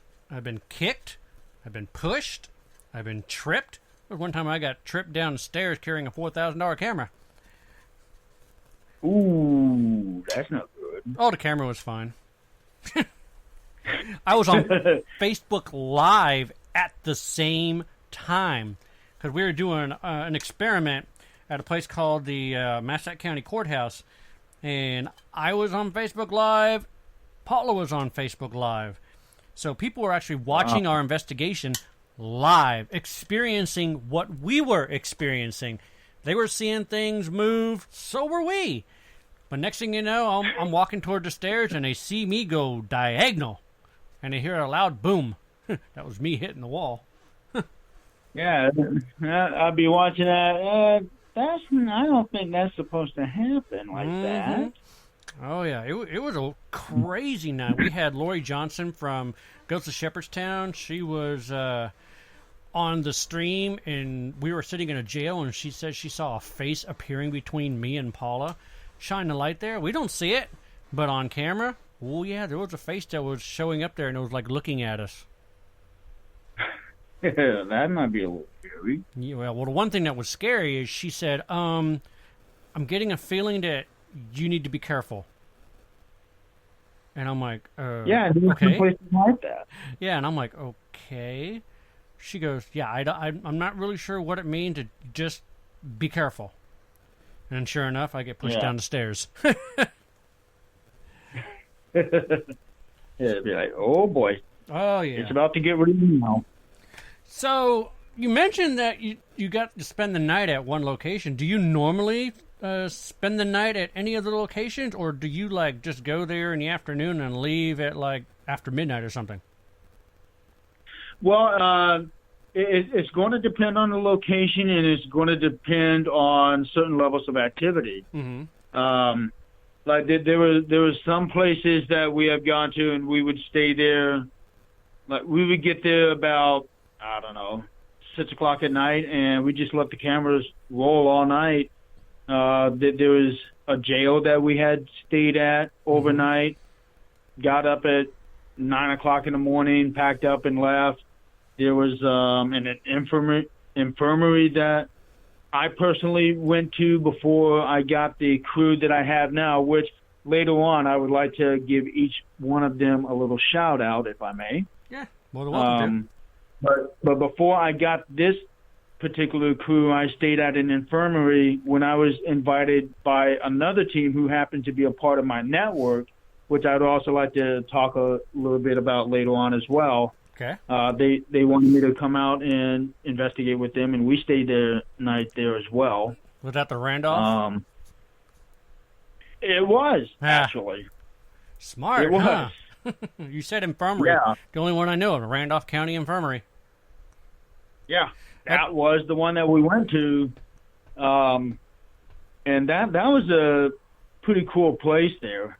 And the bad thing about that was that we were there right at the end of the winter, so it was still really, really cold outside, and there was almost no heat in that building. We actually had to have 2 space heaters in there just to warm up enough in the command center. Damn. That's one place that we haven't been to. It's on our list, but we haven't been there yet. I would recommend it because not only do you have that infirmary to go check out, is that there is also a barn just across the parking lot, I guess you could call it. Mm-hmm. And then there's also a tiny little cemetery behind that barn. Oh wow! Yeah, the graves are not marked, but they're not. Let me say that they're not marked with headstones, but if I remember right, there are like little sticks out there. I can't remember how many graves there were, but it was just a small little cemetery there. But that was pretty cool. I mean, you got 2 buildings there on one location, then you got that little cemetery. I mean, that's something that any kind of what I would call a thrill hunter would want. Right. Yeah, it's just an awesome site to go to. I definitely want to go back there later on. Other members of my team have gone there before they ended up joining my group, and they had a wonderful time out there too. And we are talking about going back there soon. We're just not really sure when. Just a matter of our schedules opening up for that. Yeah. We've been to the Hartford City Jail. We've been to the Hartford City Speakeasy, been to the Monroe House. Mm-hmm. And, I mean, we have been to the Randolph County Infirmary, but it was only to take pictures and walk around the property. We have not been inside yet. Well, inside, that is a treat because there are 4 very long hallways. Oh, wow. With all the rooms. And what it is that it's 2 stories. Mm-hmm. And each story, it is separate. Men on one side, women on the other side. Oh, wow. Yeah. And when I'm talking long hallways, I'm talking like one wing of Waverly Hills long. Oh, geez. Yeah. Wow. It's a pretty big place there. I mean, it's not nearly as big as Waverly Hills, but if you take one of the wings of Waverly, that's about the length of the Randolph Asylum. Wow. Yeah, we'll have to check it out sometime next year. I know we're going back to the Monroe House, so we might as well go ahead and check out the Randolph. Yeah. That'd be interesting. Yeah, definitely. All right. Some of the places that my team has gone to, what I call the birthplace of this group is Waverly Hills. We've already been there twice now, and we just love it. I personally have been to the Stanley Hotel. Mm-hmm. Let's see. There's the Washoe Club. I've been to the Monroe House. I've been to the Speakeasy. I've been to the Hartford City Jail. We're getting ready to go to the. Oh damn! I know I'm going to butcher this name. I always call it the Warsaw Jail, the old Warsaw Jail, but I think it's the Kosciuszko. Where's that at? It's up in Warsaw. Huh. It's about an hour northwest of Fort Wayne. Oh, okay. Yeah, some of my team members will know exactly what I'm talking about, but it's the name of that town that is always a tongue twister for me. So I just call it the old Warsaw Jail. The easy way out. Yeah. Yeah. I have no idea. Sometimes you gotta take the easy way out. I have no idea. We've never been to Fort Wayne at all, although we are going to get our opportunity next year because we are a celebrity guest of Fright Fest 2020. Nice. So that ought to be interesting. It'll be our first time there in Fort Wayne. Okay. Well, I'll definitely have to come out and see you guys for that one. Yeah. That'd be cool. Yeah. So when you're on your investigations, do you guys go in with any type of protection? Do you say a prayer before you walk in? Do you have stones, medallions? I don't know. For something like that, I leave that open to each of my investigators as to what they want to do as far as self-protection. Me personally, no. And I will admit, I am not a religious person. I don't follow any kind of religion, but I am also not an atheist either. Some people, if there had to be a label on me, I guess you could call it agnostic, but I refuse to put a label on myself. But I don't go in with any kind of protection, no prayer of any kind, because when I go into a location, it's not that I don't want to be protected per se, because I want to have those kinds of experiences. Mm-hmm. And from what I've heard, if somebody goes in there with that kind of protection, then nothing's going to happen to them. Nothing's going to happen for them. I don't want that. I want something to happen.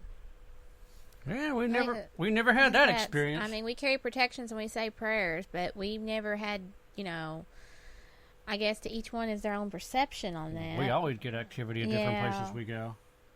Yeah, but I leave that to the discretion of each of my team members. If they want to go in there, say a prayer, or if they want to get a couple of them do like a little group prayer. I know one guy on my team. He likes to, I think it's called the Prayer of Saint Michael. Yes. Mm-hmm. Yep. Yeah. So he'll do that, and he is more than welcome to do that because I respect his beliefs. Right. So, whatever you want to do before you walk into a location, you are more than welcome to do it. Yeah. I wear a bracelet that's the Archangel Michael. I have a St. Benedict's ring, and I also have a medallion that has all the archangels on it that goes around my neck. Oh, wow.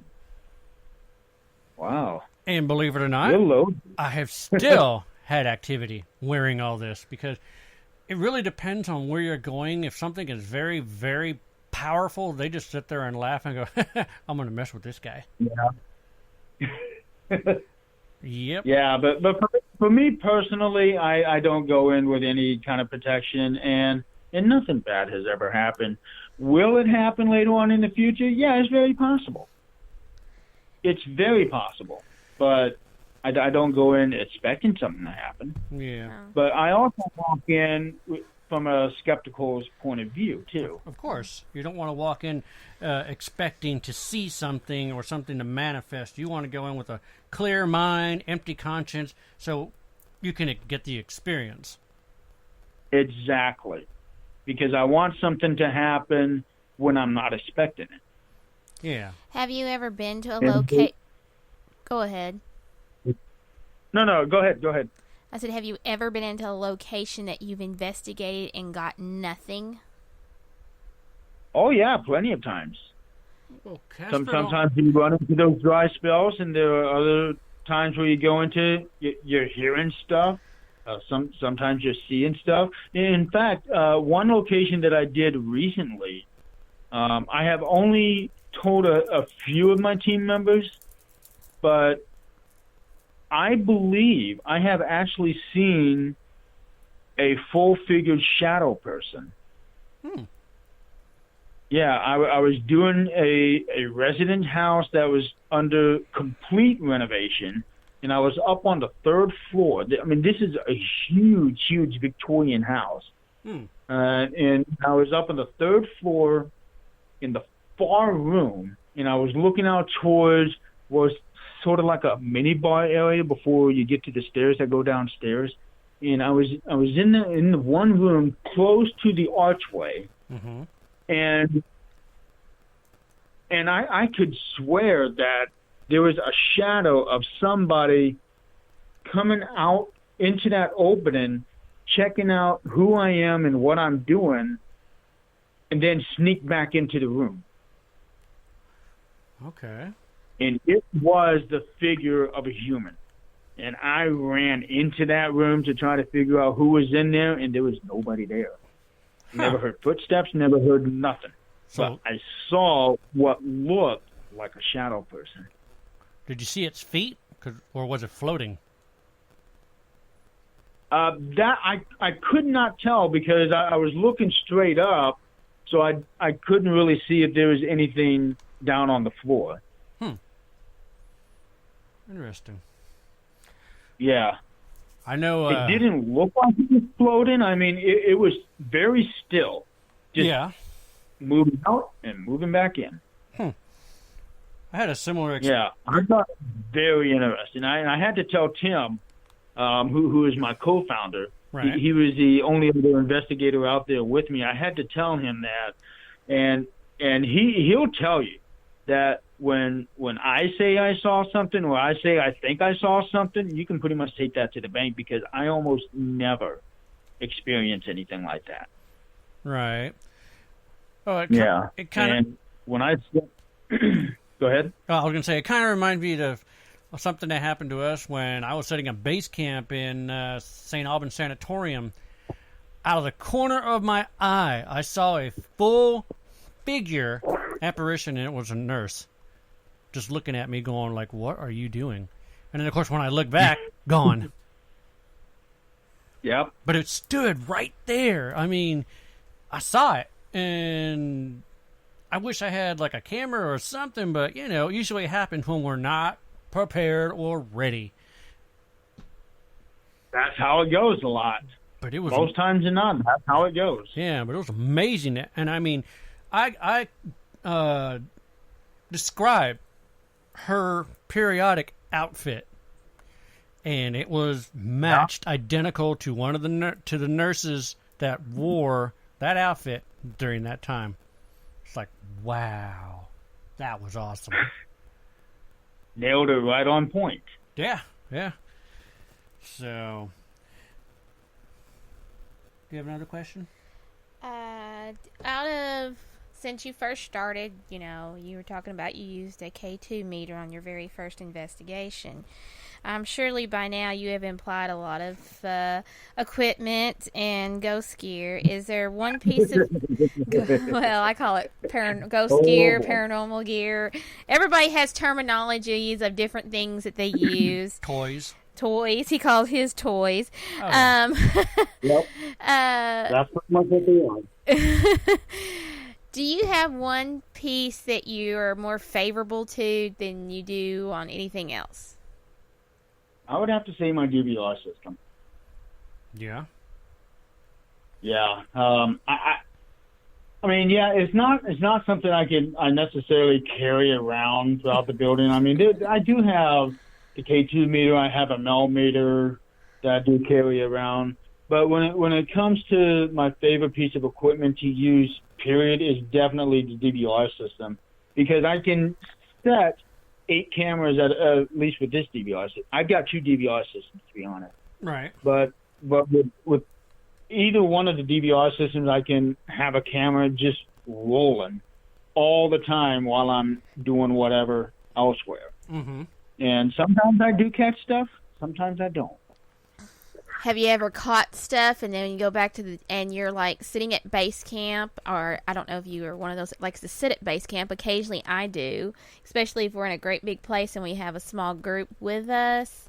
Gavin will go out with a few people and investigate, or I'll go out and investigate, or we both go together and investigate. But I happen to be at OSR, and I was sitting at base camp with security, and because they were wanting to watch the DVR cameras too, and we were sitting there, and Gavin was in one of the tunnels underneath the OSR, and we had East Wing. Yeah, in the East Wing, and we had a camera set up in the right underneath the solitary. There's that big fine room. I don't know if it was the boiler room was it the boiler room? Mm-hmm. And we saw something start appearing, and it looked like a person on the camera. And I wasn't too sure what I was seeing, and then I had yelled at the security right there. I said, come over here and see what you're seeing, what I'm seeing. And there was like 4 or 5 members of security was there, and they all saw it. I saw it, and then that's when I radioed Gavin and told him what we were seeing. And I had one of the team members on the security take a picture of the DVR, and you can see it on his camera, but when we go back to run the DVR system, it's not there anymore. Yeah. Okay. No. For the most part, we usually do have 1, maybe 2 people, depending on how many investigators we have at a location, watching the DVR, watching the cameras throughout the night. Sometimes they think they see something and they tell me the timestamp, and I'll go back and take a look at what they're looking at, and it doesn't exactly turn out what they think it was, because when they're looking at it, not only are they trying to look at that one camera, but there are 7 other screens. Right. So everything is smaller. Mm-hmm. And when I get home and I'm watching all this stuff on my monitor, I got a bigger monitor, so it can bring out the details a little bit. But that's usually where I catch the stuff through the evidence review, and almost never any real evidence during the actual investigation itself. Mm-hmm. Does yours have motion sensors on it? Like if something walks in front of it, it triggers on your DVR? No, this one here, this DVR, the way that it works is that it's rolling all the time. Yeah. Well, it's recording all the time, but if there is motion, then it'll cut it into a snippet of a video. Oh, okay. No, ours. But I will always have let's say I'm running the camera for 12 hours, I will always have 12 hours of video from that camera, but that doesn't mean I'm going to have one 12-hour clip, because the way that this system works is that nothing is ever more than 59 minutes and 59 seconds, and then it'll cut it. But if there is motion in front of it, then it'll cut down to as little as 9 seconds. Okay. Yeah, ours actually, it will pop up with a red, well, actually a green M for motion. And the best part is while the camera is rolling, we actually see the M pop up, and there's nobody in that room. So something is triggering that room, and once we figure that out, then we go up there to find out what it is, if anything. Yeah, I've got something similar to that on mine. So that's but again, nothing is there. Yeah. Yeah. But the thing is, when you're watching it, you don't see anything there. You know, that I got nothing that I can be able to take to my client. Okay, yeah, I got this thing that showed that there was motion in there, but there is nothing in that room that is moving. Yeah. Exactly. And that's always a disappointment, too. Because you think you got something, but there's nothing there. Or you think that you got something and you keep watching it over and over again, and then all of a sudden it looks like that you did get something even though you didn't. Yeah. Yep. Especially when you slow the video down completely slow, and then that's when you realize, oh, we do have something. Yeah. That has happened to us. We're watching it in standard, and then you're like, okay, there's something there, and then we're like, no, there's not something there, and then that's when we slowed it down, and that has happened to us twice. Yeah. That, there is something, there is this, and what the hell is that? There's a shadow figure, or we had something that actually got moved, but you couldn't tell it in real time. We had to slow it down and then realize it was moving. Yeah. How? Yeah, that's sometimes I got to do that, trying to go frame by frame. But there are other times where I'll take the little cursor and just move it back and forth, like going across. Let's say you're going across 1 hour over the course of 5 seconds, and sometimes that's where I've caught some of my evidence because of that sudden jump. Whereas if you are watching it in real time or even slowing it down, you won't catch that. Right. But by jumping the video a little bit, not necessarily, let's say, going from minute 25 to minute 27, I mean, you're just scrolling through there pretty quick. Mm-hmm. And when you get that sudden jump, then you go back and investigate it and you see it. That's how I've caught some of my evidence. How thorough do you go through your evidence? Because you do know people will eat you alive unless you can 100% prove what you got. I mean, we go through our evidence so deep to the point where it has to be something. I mean, we will just rip it apart ourselves to double check to make sure. Prime example, Old South Pittsburgh Hospital. We saw what looked to be an apparition appear in the doorway and then disappear. We tried everything. We did filters. We did everything. And we're like, okay, so what is this exactly? And we wound up doing, I forgot exactly what we did. We slowed it down frame by frame, inverted the video. It was Paula. She was running a cable. But it looked, I swear, it looked like an apparition appeared in the doorway and then gone. It was her.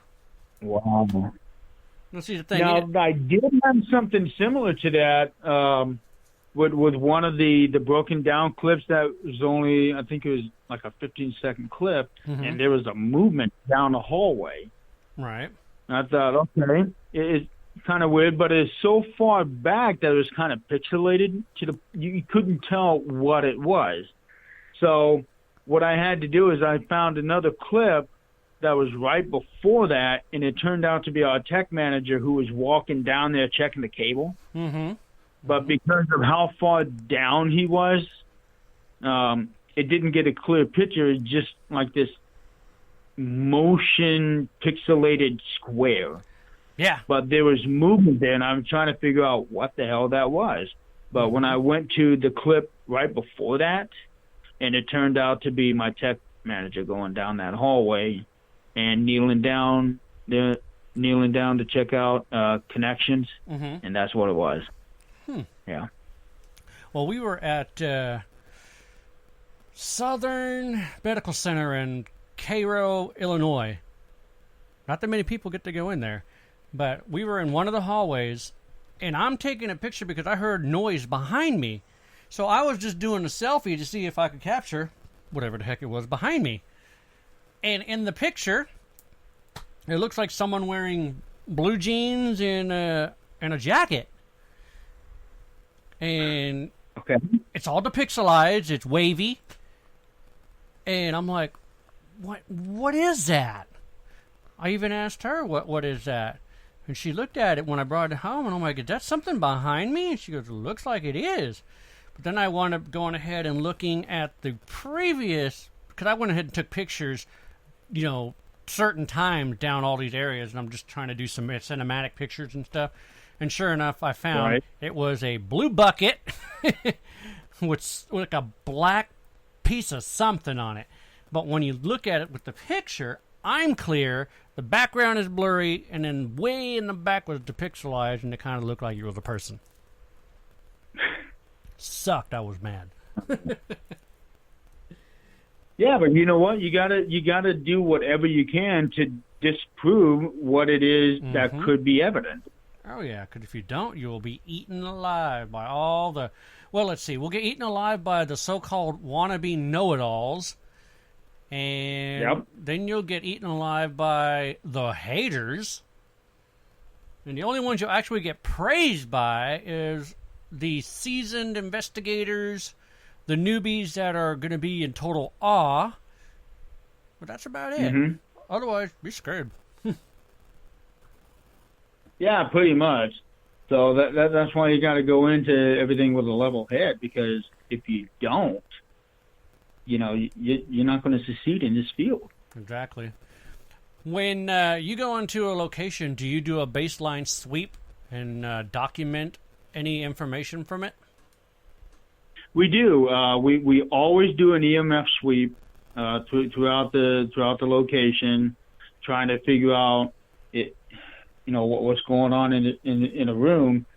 And we did a restaurant at the start of the year this year.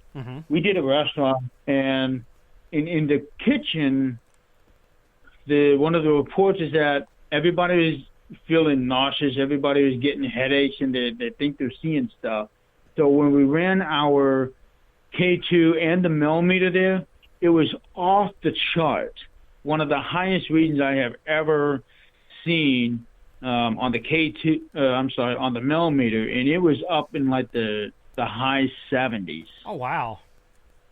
Yeah, I mean it was solid high 70s. We had it in the middle of this room, and keep in mind, when you're in the kitchen of a restaurant, you got all of these ovens and appliances. Yeah, everything that they have out there, and it was generating such a high EMF. That's what was causing all of the employees to have headaches and everything. Yeah, I believe that. So during the reveal, I wasn't at the reveal myself because I had to work that day. So my co-founder and let's see, it was Tim and Frank that went and did the reveal with the client there. And they took him into the kitchen and they showed him what it was, and it was like, oh my. So hopefully he was able to get that fixed, squared away, so that his employees did not have to go through that. I had only seen one other reading go higher than a 70, and that was in a 160. And that was with a very badly wired light fixture. Huh. Yeah. The only highest our millimeter has ever gotten was Ashmore Estate down in the boiler room, 127. You remember that? Okay. And there's nothing down there that can spike that. Yeah. So when you get a high reading like that can be pretty dangerous to somebody who has a sensitivity to EMF. Yeah. But real quick, if you don't mind, I'd like to give a shout out to all my team members. Yeah, go for it. So we got myself. Then we have Scott Smith, who has been with me the longest out of everybody. He is one of the lead investigators, and he is also somebody who I call the master debunker. But he is so incredibly smart in figuring out what something really truly is. I mean, he is just amazing when it comes to debunking stuff. Then I've also got Robert Ashton. I've got Kerry Bilbro. And Kerry is actually one of the reasons why I have most of the members that I have, because I went to an investigation. She had an open investigation so that anybody can come out. Right. And she invited me to come out. And there was another person, Tim, that came out because of a friend of hers. And Tim and I struck up a real close friendship, and that's what brought in most of the members that I've got. Okay. So, and that's because of Kerry Bilbo. If it wasn't for her, ultimately, I would not have the team that I've got right now. Gotcha. Then I've also got Michael Creek. He is our crystals guy. He goes in there and he has the crystal on the string to get answers, and he has gotten some awesome answers to help out the client and also back up what a client would tell me later on after the crystal session. So then there's also Tim Kummer, who is my co-founder and one of the lead investigators. His brother Chris, who is also one of the leads, and he is also the documents manager. So he's pretty much in charge of the different protocols and some of the rules that we have to follow and things like that. Right. And also Chris's wife, Amanda, is in the group. Tim has two sons, Shannon and Cody, who are also in the group. Mm-hmm. And we also have Tony and Megan Von Holten. Tech manager Virgil Fugate and his wife Linda. Awesome. Virgil is an incredibly intelligent person when it comes to how to run the cameras, how to run cables, because he'll figure out a way to maximize the length of the cable in ways that I had never been able to do so. So it was an easy thing to do to make him the tech manager because he knows how to run this stuff. That's cool. Then I've also got Frank Smith, who is, I dare say, probably the most intelligent guy on the group. He is the most cultured guy I've ever met. He has done anything and everything you can think of, from being a policeman to one of the higher executives of a company. He has done it all. Oh, wow. Yeah, he is. We lucked out with this guy because the first investigation that he had with us was his first ever investigation, and he looked like a seasoned investigator. The way that it was, and it's basically because of his time as a cop.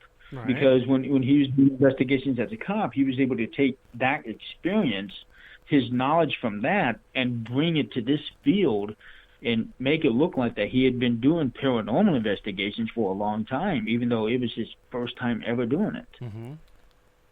So we lucked out with getting Frank on the team. We've also got Christy Plumley. She joined us back in February. Then there's also Carrie Dorn. She joined us back in March. Then there's Holly Martin. She is our team photographer. If you go to our website and you see everybody with the things background, she took all those pictures, all the high definition pictures, and she would also edit them a little bit to really bring everything out. That's cool. And then we have Ashley Kummer, who is Tim's daughter, and her fiance Mark. They are a part of the team. Ashley is one of our online investigators, but she's a stay-at-home mom, so they're raising young kids, so she has a very hard time being able to get out and investigate with us. But for the time being, she helps monitor everything online for us. Okay. Then also we have Jenny Weller. She is actually an out-of-state person for us. She lives in Oklahoma. Oh wow.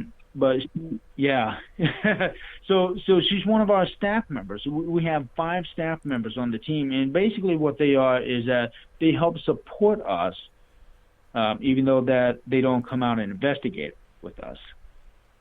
Okay. So Jenny, who's real close to me, she is our she is our computer specialist.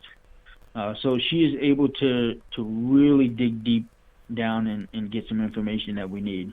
And then also we have Scott Wilson, who just joined us in July, I think it was. So we're really happy to have him. And then finally, but definitely not least, we have Misty Pearl, who is our Things Network manager. So basically what she does is that she's like the magician of the team. So her and Tim, I'm sure you've already noticed how they work the magic on our Things Paranormal Worldwide page. Mm-hmm. Because of those two, they have taken the worldwide page into a level that I never thought it would ever get to, never dreamed I would get to, and that they are bringing in all of these teams, and some of these teams have actually joined our network. And Misty, she's the network manager, so basically she oversees everything within that, making sure that all the teams are pretty much up to standard of what we require. And she is interacting with all of these teams, making sure everybody's good, and they're also kind of recruiting teams in. So she's been bringing in some teams, and she's got more teams that she's trying to bring in as well. And basically what the network is that I shamelessly say it, that the network was inspired by the Taps family, which what they do is they have like an on-call directory of teams, so that if they get a call from somebody, let's say in Texas, then they got a couple teams in Texas that can go down and work that case, which is part of what the network is all about. But what my vision of the network is also to bring teams together so that we can communicate on such a level that is going to try to take the paranormal field to that next level of awareness. Mm-hmm. And also try to see what can we do to further the field? What can we do to make the field better? And so we're talking about, what piece of equipment can we bring from an outside field into this field and adapt it to our needs that might help us gather evidence or disprove evidence, and also talking about different theories. What do we think is happening on this case? Mm-hmm. And also, if there's a piece of evidence that somebody that we cannot for the life of us figure out what it is, but we just know deep down that it's not paranormal, we'll send it to another team that's in the network. Get their eyes on it. What is their take? Right. And see what happens there. And right now we have 20 teams in the network, including my own, from 13 different states, and 4 of our teams are international. 2 in the Netherlands, 1 in the UK, and 1 in New Zealand. I could not be happier with how the network is taking off. Yeah, and a lot of that is thanks to Misty, because she's helping bringing in these teams, and I'm wanting the network to take that step forward, so that all of these teams are working together for the greater good. No doubt. Shout out to Misty. Keep up the good work. Yeah, exactly. She is wonderful. She is a huge asset. And the crazy thing is, she's in North Carolina. Oh, wow. Yeah, she's in North Carolina, where all but Jenny are here in Indiana, and she is working with her magic, talking with teams up and down the East Coast, up and down the West, everywhere in between, and some international. Yeah, so she is a huge reason why the network is becoming. I'm not going to say it's a complete success right now, because it's still in its infancy stage. Because I just rolled the network out a little over a year ago, and we're just slowly bringing in these teams, but they also have to meet a certain standard. As to, first of all, got to make sure that everybody is drug-free, felony-free, but also by what their views of the paranormal are and how they go about investigation. So we're trying to bring in the best of the best into this network.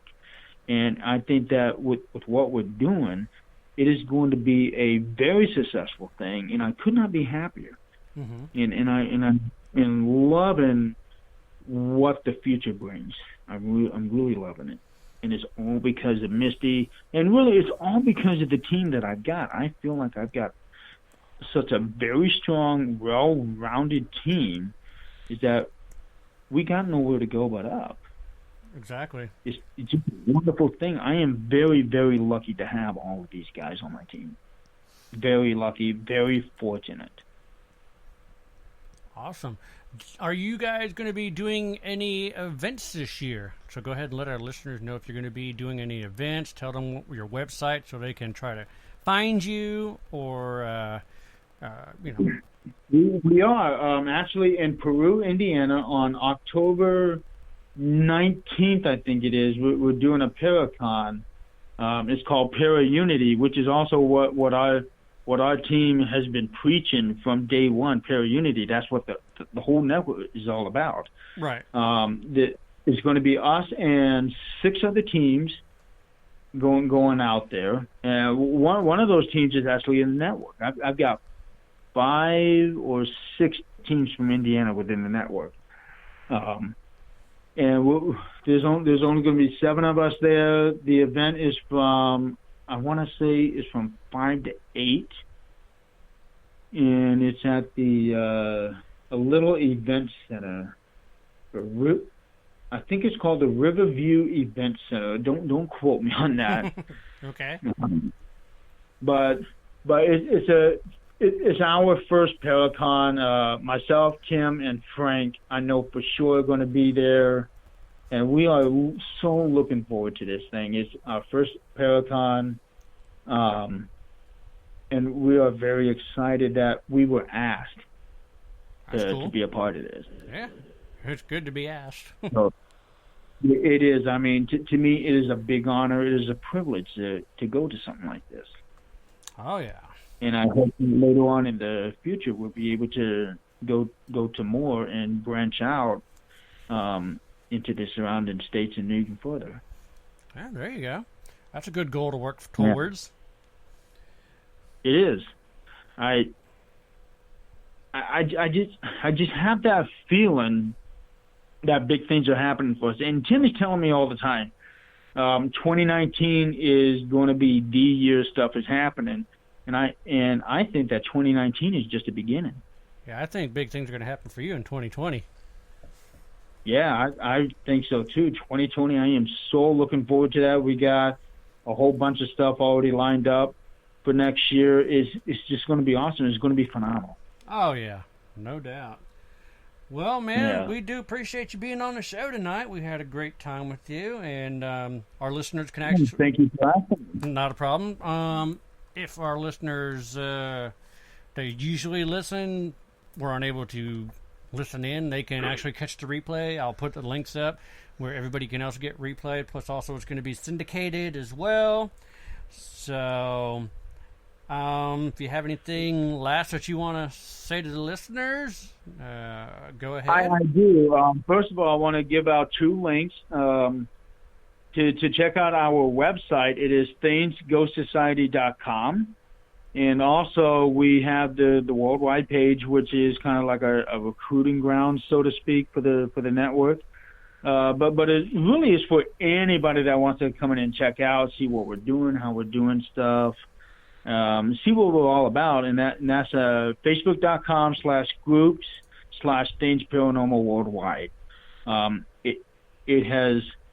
To me, it has exploded. Tim created this thing because we wanted something to be able to interact with people, with teams, and this thing has just exploded.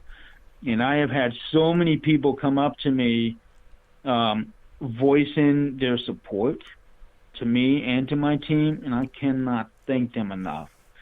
So many people have shown us a lot of support. They have shared a lot of our posts. They've shared a lot of our videos, a lot of my videos. I do a lot of Facebook Live videos, and they have shared so many of those. It's just a wonderful thing knowing that there is a community out there supporting what we're doing and what we're all about. Oh, yeah, no doubt. All right, well, you go ahead and have yourself a great rest of the night, and we will talk to you later. Have a good night. All righty, thank you. You guys have a good night, too. All right, then. Bye. Bye-bye. All right, bye. The Phantasmic Journey Podcast is brought to you by Tascam and Amazon Studios. For more than 30 years, Tascam has developed products for every segment of the sound and music industry. From the high-end audio professional in a major post-production studio to the novice of hobbyist at home, Tascam is everywhere. They are a company committed to providing their customers audio and video solutions that enable breakthroughs by using sound in ways that are exciting as they are accessible, even recording the voices of the dead. You asked for a non-scripted paranormal TV show. You begged for a non-staged paranormal TV show. You begged and you pleaded, and we have listened. We present to you Season 1 of The Paranormal Journey into the Unknown. It was released October 31st, 2017. In this series, we show you what it's like behind the scenes and conducting a real paranormal investigation. Join Gavin Kelly, Paul Purcell, and their special guests to seek out the existence of life after death by going to numerous haunted locations such as jails, hospitals, battlefields, and museums, collecting compelling evidence by means of video, photography, and EVPs. In this season, the crew investigates the St. Albans Sanatorium, Old South Pittsburgh Hospital, Jailhouse Pizza, and the famed Monroe House. And you can watch Season 1 of The Paranormal Journey into the Unknown on Amazon.com right now. Season 2 and 3 will be coming soon.